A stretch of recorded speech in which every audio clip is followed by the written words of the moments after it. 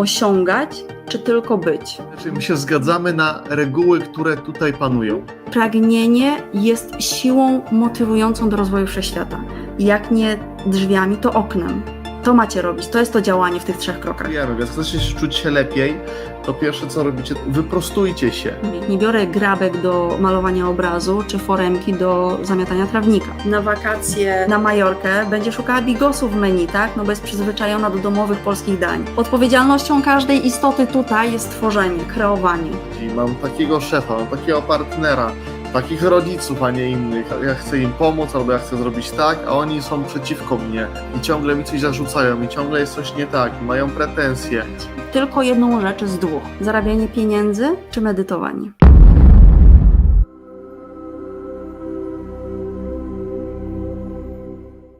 O co tak naprawdę chodzi?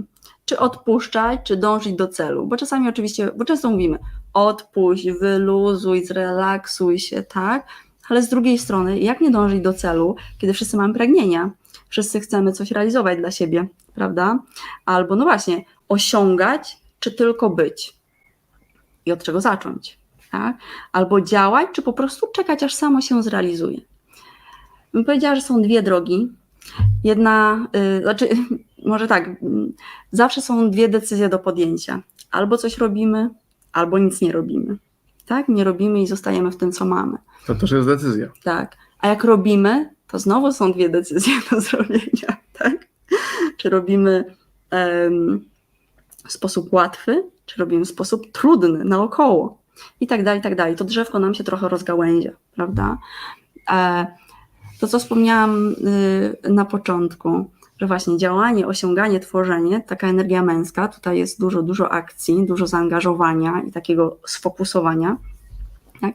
Ale pamiętacie, jak kiedy mówimy o rozwoju świadomości, o pogłębieniu czy powiększeniu swojej energii żeńskiej, wzmocnieniu swojej energii żeńskiej, tam też jest fokus. Tak? Energia męska i żeńska, one mają wspólnych parę rzeczy. Mają przede wszystkim akceptacja, miłość do siebie i do wszystkiego, skupienie, koncentracja, uważność i tak dalej. To są takie cechy wspólne. Tak?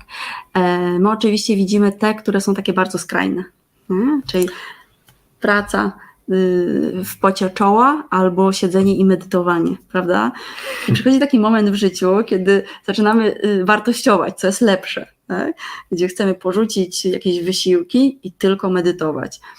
Powiedzcie mi, kto tak miał, że jak zaczynaliście na przykład poznać medytację albo mindfulness, to siedzieliście przez kilka godzin dziennie w praktyce. Ja tak miałam. Kiedy wchodziłam głębiej właśnie w ten rozwój świadomości, mówię, o, to jest to, będę medytować pół dnia, to będzie przynosiło efekty. Jak widzicie, są różne punkty widzenia. To jak my wszyscy jesteśmy różni, tak zawsze będą różne nasze wizje życia, różne nasze przekonania, jak rzeczy mają się zadziać, różne nasze filozofie i ostatecznie ciężko tutaj mówić, że któraś jest dobra albo zła, ta droga, którą wybierzecie, bo dla was zawsze ona będzie dobra, jakiej decyzji nie podejmiecie. Ja dzisiaj miałem taką krótką rozmowę i właśnie starałem się pokazać, że tak naprawdę to każda sekunda waszego życia jest waszym rozwojem duchowym. Jedyna jest różnica w tym, czy my to robimy świadomie, czy nie. Bo jak robimy to tak zwany świadomy rozwój duchowy, świadomie poznajemy siebie, świadomie poszerzamy tą naszą świadomość, to wtedy życie jest, można powiedzieć, łatwiejsze, bardziej nam sprzyja, wszystko się do nas dostraja, dostosowuje się do nas. A jeżeli robimy to nieświadomie, jak w sumie zdecydowana większość ludzi w tym momencie na Ziemi, no to jest trochę pod górkę. Jest wiele zakrętów, wiele zawrotek, często kręcimy się w kółko bez celu, ciągle wracają te same sytuacje, z którymi się mierzymy. Wtedy mamy tak zwane problemy, występują w większych ilościach niż jeżeli ten rozwój nasz będzie świadomy. I to jest właśnie ten wybór między świadomym rozwojem a nieświadomym. Ostatecznie wszyscy się i tak rozwijają w różnym tempie. Jeden ma krok metrowy, inny porusza się po centymetrze, ale każdy idzie w swoim tempie, może tak, każdy idzie w swoim tempie. No właśnie, ale tak, dopóki mamy umysł, to będziemy sobie od czasu do czasu zadawać ciągle jakieś pytania, tak? Im wyższy ten nasz poziom świadomości, czyli znowu posłużymy się skalą Hawkinsa, im wyżej jesteśmy, tym tych myśli może nie jest mniej, znaczy tylko ciszej się poruszamy między nimi, no nie? No bo liczba myśli, że tak powiem, we wszechświecie jest taka sama, w sensie energetycznym. Ale właśnie, co to robi? Bo każdy z nas jakoś tak czuje, intuicyjnie czuje, co robić, tak? I mówicie, to zależy od sytuacji, to zależy od uczucia, to zależy od czegoś tam. A tak naprawdę nie zależy od niczego poza nami i poza naszą decyzją, nie? I to jest też zawsze pierwsza rzecz, o której mówimy, żeby podjąć decyzję, że coś chcemy zrobić, czyli to jest ten pierwszy moment zmiany. Albo coś robię, albo nic nie robię, nie? I to, jak my przeprowadzamy swoje rozmowy, to jak my rozwijamy różne pomysły swoje, czy w jakimkolwiek aspekcie, czy prywatnym, w związku, czy w rodzinnym, czy organizując jakiś wyjazd, czy zawodowo, to zawsze siadamy i właśnie zaczynamy od tego, czy chcemy coś zmienić, czy zostawiamy i idziemy dalej. Lubimy popadać w takie skrajności, tak? Jak jest nagle, szczególnie na początkach tej naszej duchowej drogi, chociaż ona nigdy nie ma początku, ani nie ma końca, ale takiej tej świadomej, że czasami jak byliśmy w tym kołowrotku tej pracy, tej tak zwanej starej rzeczywistości i nagle widzimy, że jest więcej możliwe, zaczynamy coraz więcej eksplorować tego świata, poznajemy ludzi, bo to jest zawsze tak, że im nasza percepcja się poszerza, nasza świadomość się poszerza, tym więcej osób i rzeczy do nas zaczyna przychodzić, tych, o które pytamy. To jest to może nie powiedzenie, ale w sumie powiedzenie, proście, a będzie wam dane.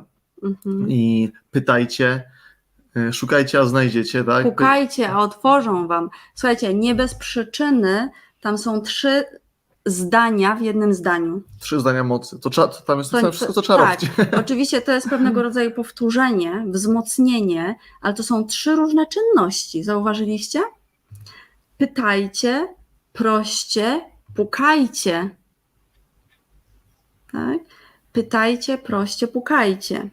To są 3 różne czynności. I teraz te 3 różne czynności, to zostało to nie tylko działa z poziomu wiedzy, świadomości, to już zostało udowodnione naukowo, zmierzone, zbadane i wrzucone na grafy, na wykresy. Tak? To są 3 konkretne czynności. Proście, pytajcie i pukajcie. I zamieniając te słowa na konkretne akcje, na coś, co można zrobić i jeśli chcecie mieć konkretne wyniki, jeśli chcecie mieć takie w sensie produktywności swojej, oszczędności swojego czasu, tak? No bo to, co zawsze mówimy, czas jest nie do zwrócenia. Każde pieniądze można zarobić, każdą relację można odbudować, zdrowie można odzyskać, pieniądze powiedziałam na początku, tak? Ale wszystko jesteście w stanie odbudować, czasu nie. Prawda? Jak minie w tej naszej rzeczywistości, no to... Co prawda możemy go trochę rozciągać i skracać, ale to już jest trochę taki, można powiedzieć, bardziej zaawansowane. Ale wiecie, o co chodzi, tak? Jak byliście mali, mieszkaliście z rodzicami, już nie wrócicie do tego etapu, tak? W takim sensie, że czasu nie da się odrobić, odbudować. Tak? To już nie będzie ta sama relacja, to będzie coś innego, to będą inne doświadczenia. Więc w sensie czasu i w sensie produktywności są 3 rzeczy do zrobienia. Chcecie wiedzieć jakie? Jak nam się zgrywa slajd, to zadam wam pytanie, chcecie wiedzieć jakie? No bo jak już wiecie, że te 4 godziny w medytacji dziennie nie pomaga, bo nagle się okazuje, że nie pomaga, albo pracowanie 16 godzin dziennie też nie pomaga. My wszystko możemy tutaj traktować, wszystkie te tak zwane ograniczenia, bo można powiedzieć, że cała ta nasza rzeczywistość jest dla nas jednym wielkim ograniczeniem dla tego, kim naprawdę jesteśmy. Bo schodząc tutaj, my się zgadzamy na te przyjąć... Ograniczeniem, ale chcianym, wykrowanym, wymarzonym. Znaczy my się zgadzamy na reguły, które tutaj panują. na reguły tej gry. Potraktujcie to jako grę. Odpalacie sobie PlayStation i gracie sobie w jakąś grę, no i jak chcecie w nią zagrać, no to musicie się zgodzić na warunki, które tam już są. Nie jesteście programistami na tym poziomie, na którym tutaj identyfikujecie się na przykład z imieniem, że jedna ma to już na imię Dominika, inna Agnieszka. Na tym poziomie nie jesteście w stanie w tą grę ingerować, w jej zasady. Można poruszać się między tymi zasadami w jej obrębie, są też powiedzmy kody do tej gry, aczkolwiek to dalej jest w obrębie ciągle programu. Na tej planszy, tak? Planszę gramy w Chińczyka i już. I tak jak wspomniałem, my na te ograniczenia się zgodziliśmy, więc skoro się na nie zgodziliśmy i jesteśmy tutaj, to nie traktujmy już ich jako ograniczeń, tylko traktujmy je jako narzędzia.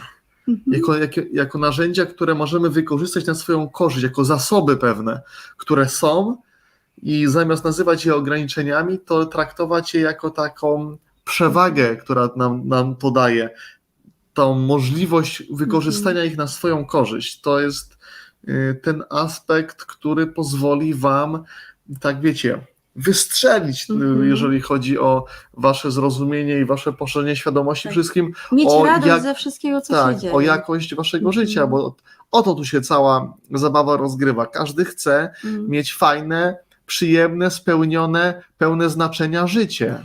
Tak, to trochę jak z grą w szachy. Jak oglądaliście Gambit Królowej na przykład, nie? To tam takie rozgrywki się dzieją. I teraz tak, jak ktoś umie grać w szachy, to sobie poradzi.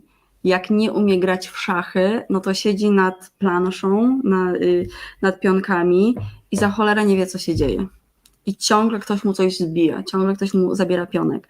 Ale jak ktoś umie grać i już sobie radzi i wchodzi na kolejny poziom, na mistrzowski poziom, no to staje się właśnie takim, który każdą partię na swoją korzyść obraca.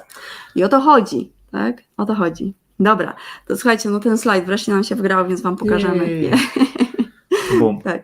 3 elementy, które trzeba stworzyć pod kątem czy właśnie oszczędności czasu, produktywności i szybszego dochodzenia do swojej pełni, czy do swojej radości. To pierwsze to podświadome przekonanie. To jest myśl, która ciągle się sama myśli. Tak? Jeżeli ono nie jest zmienione, to jeżeli będziemy próbować zadziałać w jakimkolwiek obszarze, będzie nam trudno. Jak mamy zmienione podświadome przekonanie, bierzemy właściwe narzędzie. Czyli jeżeli chcę mieć ładny trawnik, biorę grabki. Jeżeli chcę mieć fajne ciasto, biorę foremkę. Jeżeli chcę mieć ładny obraz, to biorę pędzle, tak, i płótno. I nie mieszam ich, nie biorę grabek do malowania obrazu, czy foremki do zamiatania trawnika, prawda? Czyli bierzemy właściwe narzędzia. A trzecie to jest działanie. Prawo przyciągania uwielbia działania, tak żeby się rymowało. Każda akcja jest po prostu siłą napędową do prawa przyciągania. Tak? I teraz tak, czasami, bo to co u nas się dzieje, to tak na takim własnym przykładzie chcę pokazać. Czasami jak gdzieś próbujemy zadziałać, nie wychodzi, to patrzę na tę kartkę i rozmawiamy, czego nie mamy. No skoro nie wyszło, to czegoś nie ma z tych 3 elementów. I co się najczęściej zdarza? Najczęściej się zdarza tak, że wchodzimy do punktu 3, do działania. A przecież zapomnieliśmy o przekonaniu. Nie? To jest tak, że podświadomość jest tak potężna, większa niż Biblioteka Aleksandryjska, więc jest tam wiele przekonań. Nie jesteśmy w stanie wszystkich zmienić, ale jesteśmy w stanie zmienić te główne, korowe, takie, które dotyczą jakiegoś obszaru w naszym życiu. I wiecie, że ja się zajmuję pracą z podświadomością i mam ją fajnie przerobioną, wszystko, co potrzebuję, się układa w moim życiu, ale czasami jak chcemy jakąś konkretną rzecz, nam nie wychodzi, to Paweł jest takim moim lustrem, jak mówi do mnie zawsze, czego nie zrobiłaś tutaj, nie, z tego schematu, no i ja też Pawła pytam, czego nie ma w tym schemacie. Zawsze mówię, Paweł, wracaj do punktu 1, nie? Bo co się najczęściej dzieje i to jest tendencja u każdego człowieka. Albo działamy, tak, czyli na przykład chcę schudnąć, biorę telefon, szukam najlepsza dieta, siłownia, Tak, plany noworoczne takie robimy. Zaczynamy od działania. Gdzie pójdę na siłownię? Jakie buty kupić do biegania i tak dalej, nie? Albo zbieramy narzędzia, czyli chodzimy na szkolenie, kupujemy sobie buty do biegania, kupujemy przyrządy do kuchni i tak dalej, Thermomix na przykład, a potem nie jest używany. Dlaczego? Bo zabrakło pierwszego punktu. I teraz jak pracować z podświadomością? Jest wiele sposobów, tak? To może być medytacja, ona trochę dłużej trwa, chociaż o medytacji to ja może powiem kiedy indziej więcej. We wtorek. Bo to jest, może we wtorek. Bo to jest takie narzędzie, że nawet jak mamy przerobioną podświadomość, to jest takie narzędzie, z którego warto korzystać do końca życia, po prostu. To jest coś, co daje ci taki wymiar, który mało które inne narzędzie może coś takiego przynieść do życia. W takim sensie codziennym, użytkowym. Co do przekonań, to wy wiecie, że większość przekonań naszych do 7 roku życia sobie kodujemy, można powiedzieć, albo są nam wkładane do głowy i z tymi przekonaniami idziemy w to nasze dorosłe życie i potem wygląda to tak, jak wygląda w tym momencie. Więc tak jak Magda wspomniała, można to wszystko zmienić, aczkolwiek to, od czego ja zawsze wychodzę, to od zrozumienia, czyli można powiedzieć, takim punktem zerowym jest w ogóle zrozumienie, zauważenie pewnych schematów, że tutaj, że obracamy się w tym, może nie tyle obracamy się, ale pewne rzeczy nam są pokazywane nieustannie. I to jest nam pokazywane nieustannie, to nie jest, my to widzimy na zewnątrz, ale to, co widzimy na zewnątrz, jest zawsze tylko odzwierciedleniem i odbiciem tego, co mamy w sobie. I kiedy zobaczymy to, kiedy to przyjmiemy, zaakceptujemy, że to nie jest gra ja versus ty, albo ja versus reszta świata, czyli ja jestem ten dobry, a wszyscy inni są źli i ja chcę im pomóc, albo ja chcę zrobić tak, a oni są przeciwko mnie i ciągle mi coś zarzucają i ciągle jest coś nie tak i mają pretensje, coś mi nie wychodzi, mam takiego szefa, mam takiego partnera, takich rodziców, a nie innych, a inni mają łatwiej, a ja mam tak. To nigdy nie jest gra ty kontra reszta świata. To zawsze jest gra ty kontra ty. I kiedy dotrzesz do tego punktu i zaczniesz patrzeć na wszystko, co cię otacza, jako na możliwość lepszego rozpoznania samego lub samej siebie, i że to jest okazja, najlepsza okazja, jaka istnieje do tego, żeby poznać siebie. To jest właśnie ten punkt, to stanie się obserwatorem swojego życia, a nie uczestniczenie w każdej sytuacji, nie zasilanie tych wszystkich sytuacji emocjonalnie. Wtedy zachodzi pierwszy przełom. Następny to jest to, co tutaj Magda, to co przed chwilą widzieliście na slajdzie, tak? Czyli jeszcze raz to wrzucę. Tak, no właśnie. Podświadome przekonania, użycie właściwych narzędzi, a następnie oprócz samego zrozumienia, oprócz przede wszystkim użycie tych narzędzi, może tak, bo jeżeli macie liście do zgrabienia, no to możecie czekać, aż zgrabią się same, a możecie wziąć po prostu te grabki i z radością to po sobie pograbić. Zwłaszcza, że lubicie działać, lubicie osiągać, lubicie kreować i to jest zupełnie naturalne. Tutaj bym dodała tylko właśnie, że to zrozumienie, o którym mówił Paweł, ono często już jest początkiem transformacji podświadomych przekonań, nie? Więc to jest taki wspólny obszar. Czyli aby zmienić jakiekolwiek przekonanie podświadome, najpierw musimy być go świadomi, tak? Czyli musimy zobaczyć, co nie działa, co jest we mnie. Potrzeba podnieść swoją wibrację, żeby to mogło się zadziać. Nie da się zmienić podświadomego przekonania, kiedy jesteś poniżej 200, to wiecie, prawda? Że jak ktoś siedzi w takim stanie depresyjnym, gdzie nie chce mu się nic robić, gdzie czuje się źle, czuje się niebezpiecznie, czuje się przytłoczony, to nie można wtedy zmienić podświadomego przekonania. Tak? Ono się nie zmieni. Więc potrzebujemy wysoką wibrację i jeśli... Ja za chwilę to się zgłaszam. Jeśli to nie wystarcza, to wtedy korzystamy z innych narzędzi, które tutaj nam pomagają w tym, tak? Ale zrozumienie i wysoka wibracja to są punkty obowiązkowe na tym etapie zmiany podświadomego przekonania. A co jest pierwszą rzeczą, jaką możecie zrobić w tej chwili, żeby sobie podnieść energię w swoim ciele?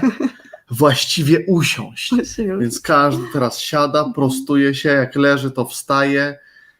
Postawa mocy, pamiętajcie, nasze ciało, to w jaki sposób my siedzimy, to jest już, nie wiem, 75% sukcesu. Tak.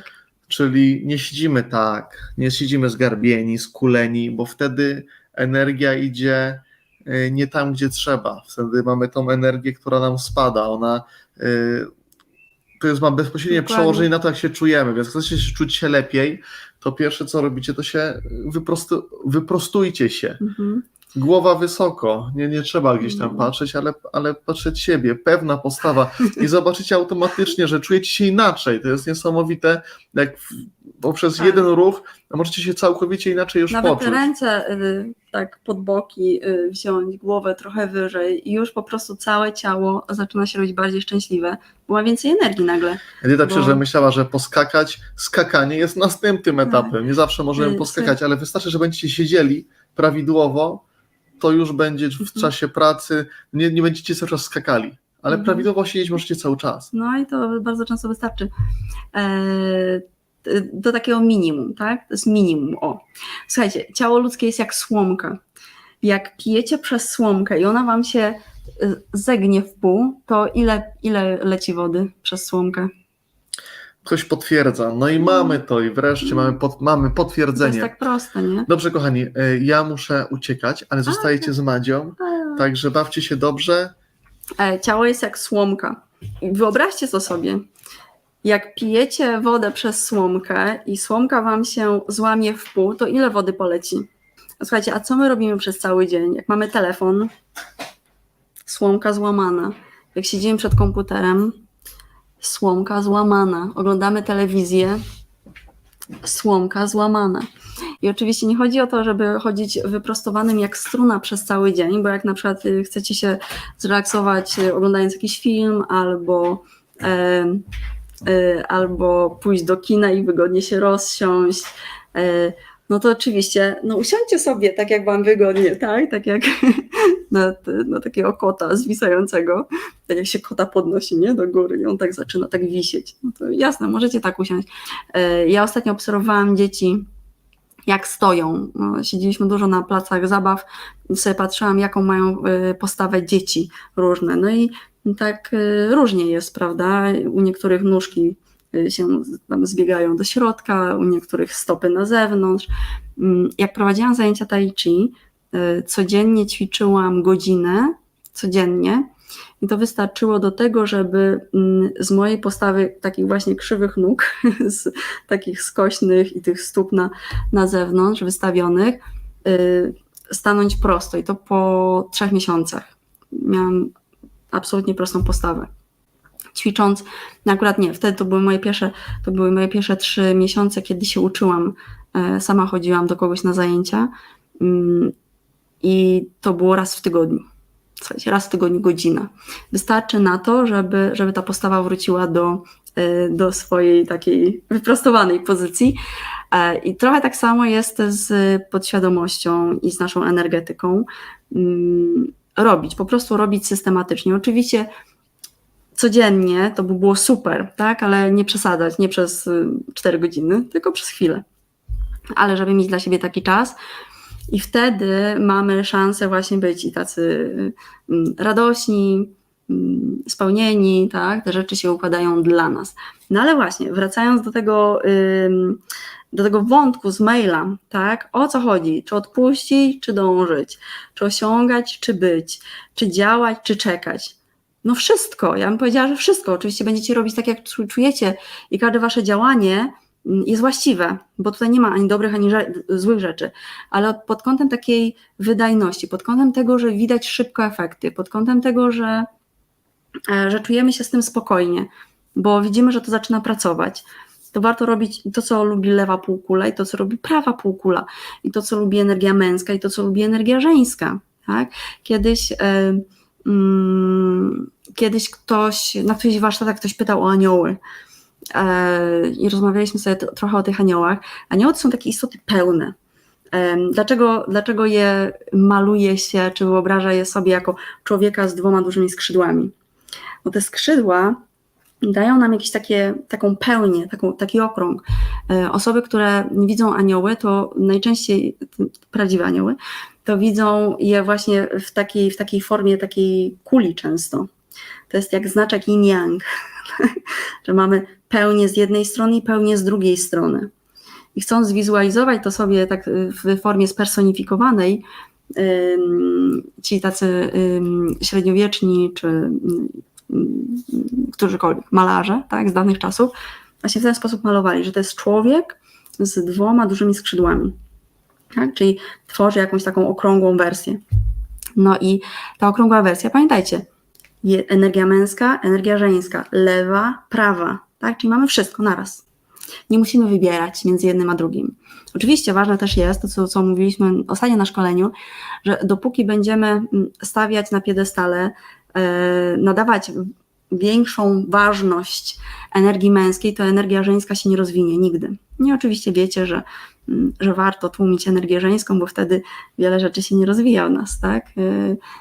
I Matrix może, że tak powiem, kontrolować i wymuszać na nas różne działania, różne odczucia, różne emocje i myśli, kiedy energia męska dominuje, tak? Nie wiem, czy to się zdarzy, że energia żeńska, że tak powiem, wejdzie na ten sam poziom, co energia męska, w sensie ważności, w sensie pożądania, tak? No bo jednak to, co steruje naszym systemem, to są pieniądze, tak? Pieniądze, a zdobywanie pieniędzy, osiąganie pieniędzy to jest przede wszystkim takie mocne działanie i osiąganie. Czyli ta energia męska, tak, dominująca, taka drapieżna, agresywna trochę, jeżeli jest taka rozbuchana, a energia żeńska, którą jakby trochę utożsamiamy z medytacją, tak, ale bardziej chodzi o świadomy rozwój, to ona jeszcze nie jest tak ważna. Gdybym zadała wam takie pytanie, gdybyście mogli wybrać tylko jedną rzecz z 2, co byście wybrali? Zarabianie pieniędzy czy medytowanie? Teraz proszę odpowiedzcie to, co wam pierwsze przychodzi do głowy, a nie te takie triki, będę medytować, bo pieniądze same przyjdą. Załóżmy, że od medytacji pieniądze nie przychodzą, tak? Bo żyjecie sobie w szałasie i nie macie pieniędzy. Żyjecie w lesie. Co wybieracie? Czy życie w mieście, czy gdzieś tam w swoim domu i zarabianie pieniędzy i osiąganie, podróżowanie, kupowanie rzeczy materialnych, czy siedzenie w tym szałasie i medytowanie, poprawianie, znaczy życie w zgodzie z naturą. Co wybieracie? Ale tak serio. Zostaliśmy skutecznie tego nauczeni, żeby życie w przepychu, czy życie w jakimś takim materialnym dobrostanie było bardziej atrakcyjne niż życie w szałasie i łączenie się z naturą. Tak? Cały czas nasz umysł, ponieważ nasz umysł myśli dualnie, myśli, że musi wybierać albo jedno, albo drugie. My powoli tutaj jak jesteśmy, rozmawiamy, wchodzimy w takie rozumowanie, takie poczucie, że możemy mieć i jedno, i drugie. I o to chodzi w życiu. No bo dlaczego nie? W końcu my sami piszemy zasady gry, tak? Ten, kto stworzył szachy, wymyślił zasady gry w szachy, tak? Skoro ja stworzyłam swoje życie, to mogę wymyślić zasady gry w moje życie. Zgadzacie się? Czy wy możecie stworzyć zasady gry własnego życia? Oczywiście jest parę rzeczy uniwersalnych, tak? Podobne przyciąga podobne. Nie da się tego przeskoczyć. To jest nadrzędna zasada, ale wszystko inne możecie tworzyć. Myśli dualnie. Albo ładne, albo brzydkie. Albo wysokie, albo niskie. Tak? A rzeczy po prostu są. Na środku są, bez oceniania, bez analizowania i możemy brać wszystko to, co nam potrzeba. Jeżeli jest potrzeba, jest pragnienie, to bierzemy. Pragnienie jest siłą motywującą do rozwoju wszechświata. Gdyby was nie byłoby waszych pragnień, nie byłoby waszych potrzeb, nie byłoby waszego działania, wszechświat by się nie rozwijał. A my tutaj po to jesteśmy i to jest nasza odpowiedzialność, rozwijać wszechświat. Bo gdyby wszechświat nie musiał się rozwijać, to nie byłoby tej zabawy, nie byłoby wchodzenia w ciało, nie byłoby tworzenia rzeczywistości. Prawda?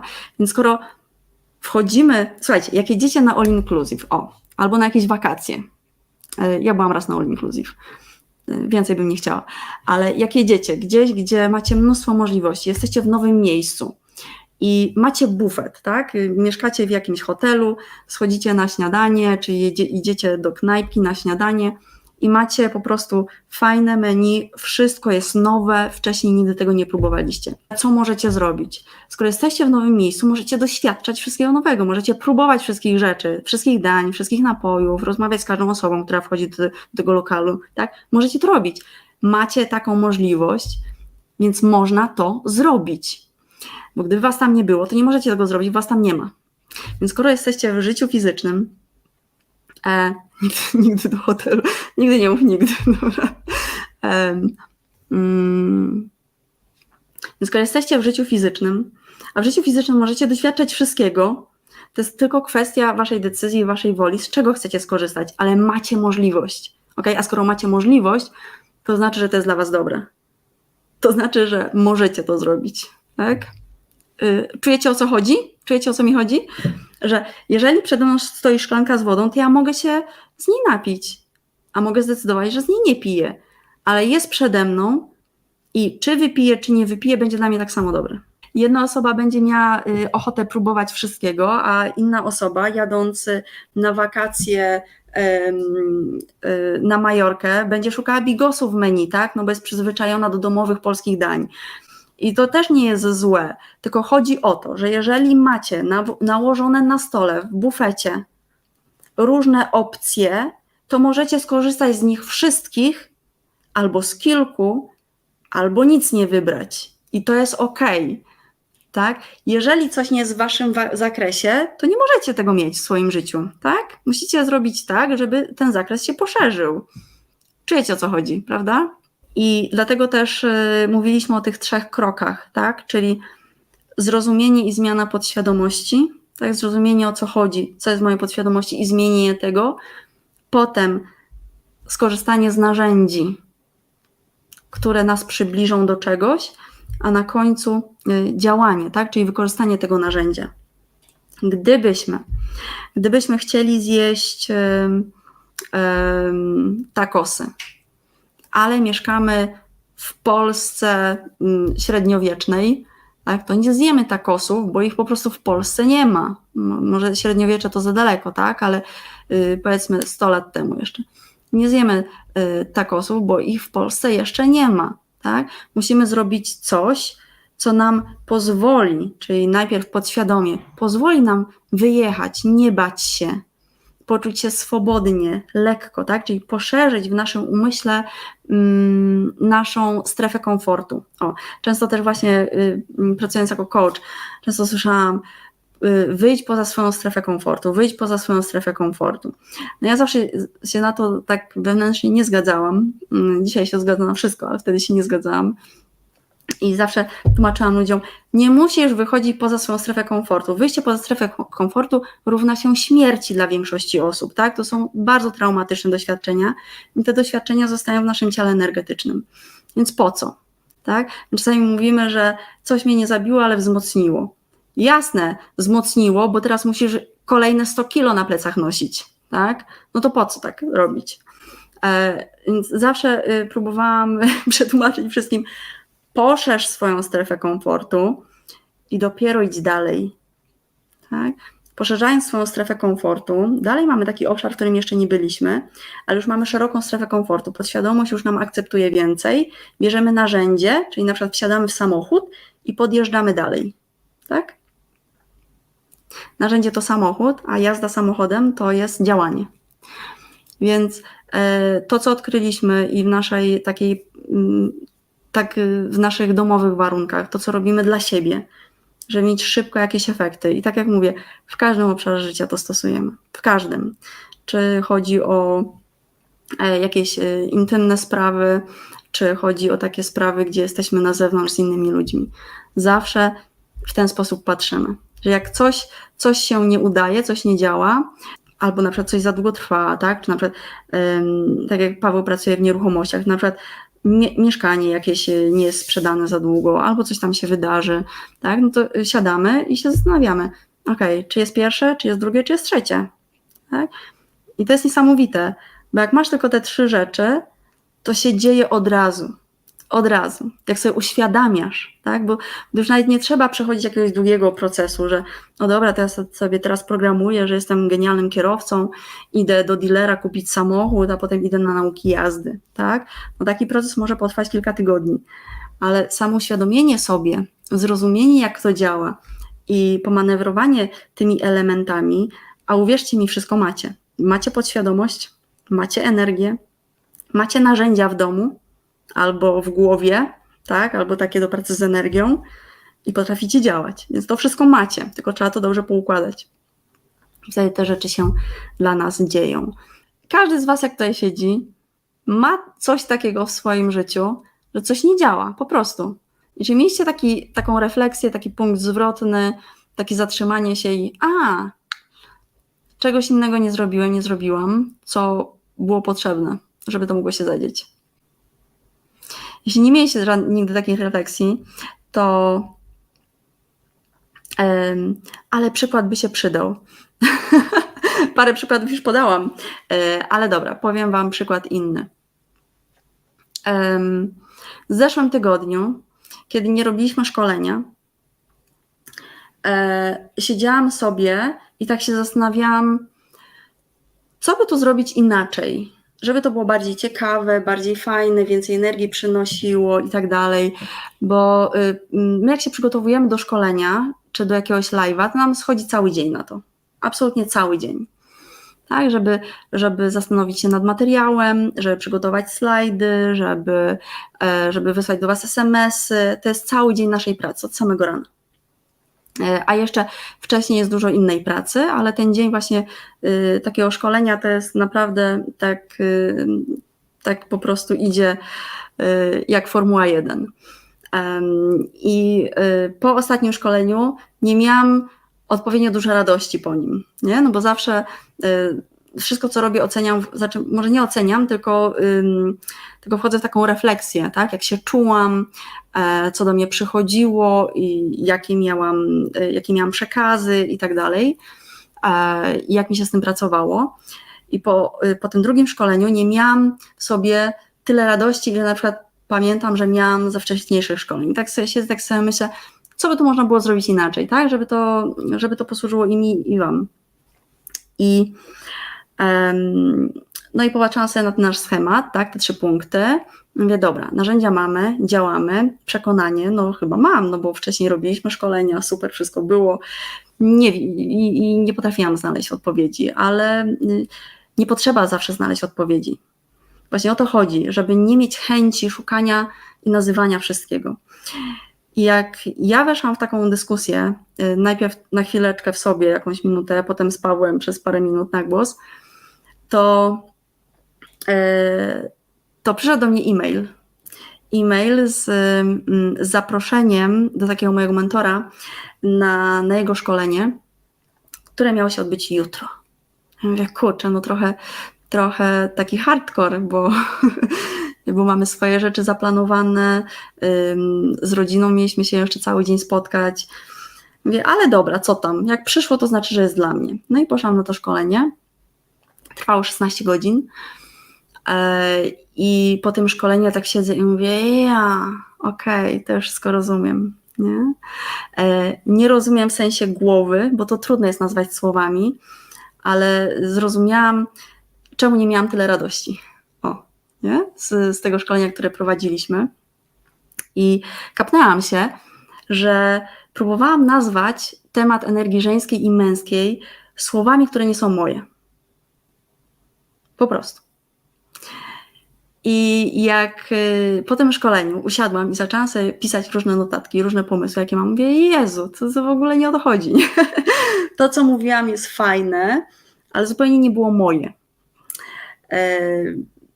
Nie wiem, czemu tak się zdarzyło, nie ma to znaczenia. Właśnie, lewa półkula próbuje wszystko nazwać, zawsze znaleźć sobie odpowiedź.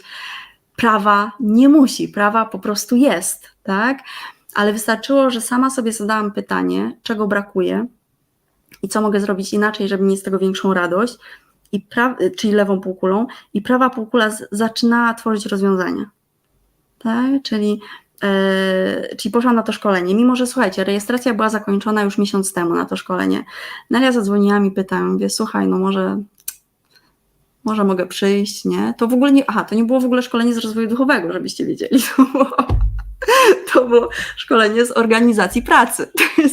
Mówię, no ale jak już dostałam maila, to muszę przyjść do ciebie, nie? Z organizacji pracy, nie? Czyli takie tematy no, związane z harmonogramami, z czasem, no takie rzeczy, które w duchowości w ogóle nie dotyczą duchowości, powiedzmy, nie? Tak klasycznie.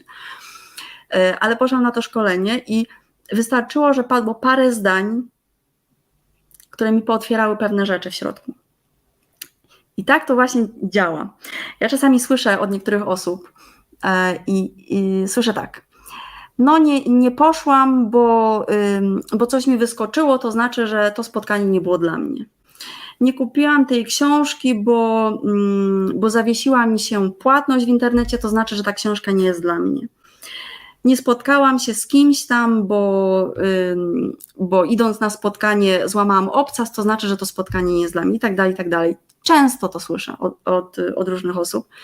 Kochani, to nie jest tak. To nie jest tak, że to nie jest dla was. Musicie wiedzieć pierwszą rzecz, taką, że jak podświadomość nie chce się zmienić, to zrobi wszystko, żeby tam nie dojść, żeby tam nie być, żeby tego nie usłyszeć. Tak? Ale jeżeli wy podejmiecie jednak decyzję, ok, złamałam obcas, ale i tak idę, zobaczymy, co się wydarzy, bo byłam dobrze nastawiona, bo poczułam, że to jest dla mnie wcześniej, bo lubię tę osobę, bo coś tam i idziesz, to znaczy, że przeszedłeś swój test. Przeszłaś swój test. Jedynym czynnikiem, którym możecie się sugerować, czy coś zrobi dla siebie, czy nie, to jak słyszycie o tym pierwszy raz, jak widzicie to pierwszy raz, to czy czujecie przyjemność, czy nieprzyjemność. Jak czujecie przyjemność, to jest dla was. I cokolwiek by się po drodze zadziało, tak jak mówią, jak nie drzwiami, to oknem. To macie robić, to jest to działanie w tych 3 krokach. Jeżeli tylko czujecie przyjemność, swobodę, lekkość, relaks, kiedy słyszycie o tym, czy widzicie pierwszy raz, to macie wchodzić oknem albo kominem. Ale jeżeli złamie się obcas, spóźnicie się na autobus, zawiesi wam się karta w internecie, tak, płatnicza, czy strona się zawiesi w internecie, to są tylko wymówki podświadomości. Podświadomość nie chce się zmienić. Ona bardzo się nie chce zmienić. Bo po co ma się zmieniać, jak już ma od 20, 30, 40 lat ten sam schemat? Jak to mówią, nie przesadza się starych drzew. Tak? Podświadomość jest dosyć stara. Nie chce jej się. Jest jej tak wygodnie, bo to jest robota, to jest trudne. Znaczy może nie trudne, tylko to jest duża robota do wykonania. Tak? Jak pracujemy na podświadomości i zmieniamy jakieś przekonanie, to często osoba, której się zmieniło przekonanie, czuje się tak senna, że idzie spać na przykład.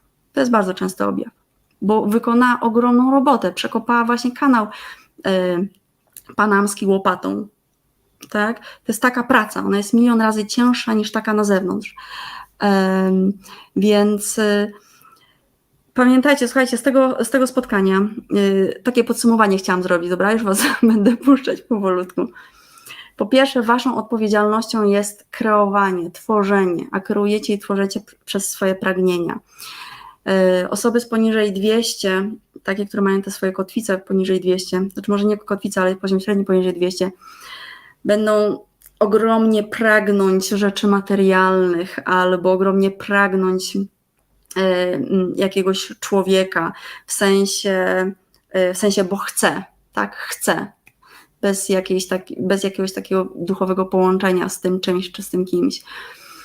Osoby powyżej 200 będą pragnąć w inny sposób troszeczkę, tak, bo wiedzą, że jedna zmiana, która może się zadziać, jest w nich, więc będą się skupiały i na sobie, i na świecie zewnętrznym. To, co mówiłam w zeszłym tygodniu, że można, jasne, pracować ze sobą, budować relacje ze sobą, ale też budować relacje z osobą na zewnątrz.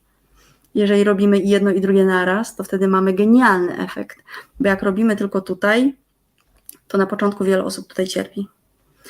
Jak to sami cierpimy, bo to jest dla nas trudne, to jest bolesne, podświadomość nie chce się zmieniać, tak? Jak robimy tylko tutaj, to tutaj bardzo cierpi, nie? Bo staramy się, a nie widzimy zmian. Ale jak działamy i tu, to mamy pełnię, to jest jak yin i yang, słuchajcie. Więc warto, po prostu warto. Intencja, zrozumienie, podświadomość, narzędzie i działanie, tak? Mamy tutaj energię męską i energię żeńską. I mamy ten komplet, którym tak naprawdę jesteśmy. Więc zapamiętajcie tyle, że odpowiedzialnością każdej istoty tutaj jest tworzenie, kreowanie. Okay? W jaki sposób to będziecie robić, wszystko jest właściwe, sami wybieracie, ale potrzebna jest do tego decyzja. A po drugie, możecie mieć wszystko, jedno i drugie. I to znowu, to jest tylko i wyłącznie wasza decyzja. Leżenie na kanapie albo brak poczucia własnej mocy, brak chęci do zmiany, to też jest decyzja, tak? Czyli nic nie robię. I też jest okej. Będą inne istoty, które będą to równoważyć. Jak ty masz za mało energii, to ktoś inny cię zrównoważy, ktoś bardziej świadomy.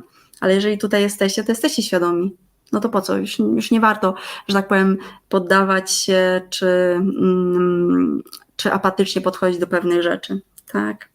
Dobrze wiedzieć, że można wszystko wykreować. Jak macie te 3 punkty zapewnione, czyli wysoka ja tam napisałam w punkcie 1 zmiana podświadomości, ale ta zmiana podświadomości, wy ją robicie na bieżąco cały czas. Czy medytując, podnosząc swoją wibrację, poprzez zrozumienie, albo poprzez wejście po prostu do podświadomości i wpisanie nowego kodu. Ale musi być wysoka wibracja. To jest must have.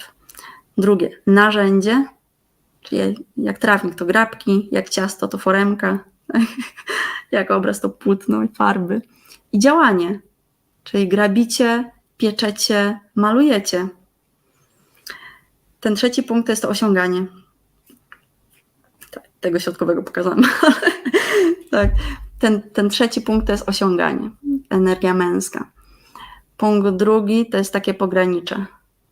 Punkt 1 to jest energia żeńska. Okay. Jak mamy 3 elementy, to jesteśmy w domu.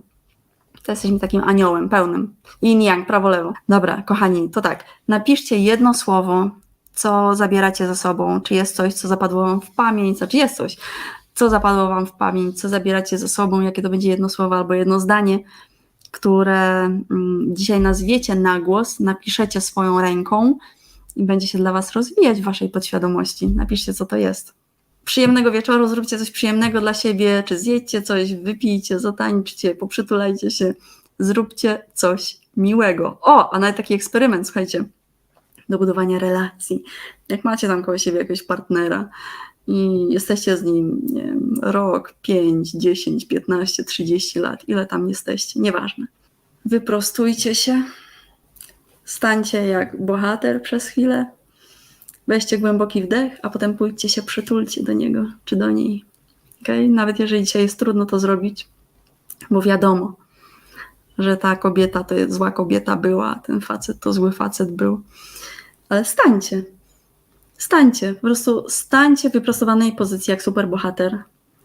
Będziecie mieć mega przepływ energii, umysł się uspokoi i podejdźcie się, przytulcie, ale też wyprostowani, żeby ta głowa nie była nagle taka okej, bo wtedy wrócą różne dziwne myśli. Takie zadanie dla was, bardzo przyjemne. No, wszystkiego dobrego, trzymajcie się. Pa!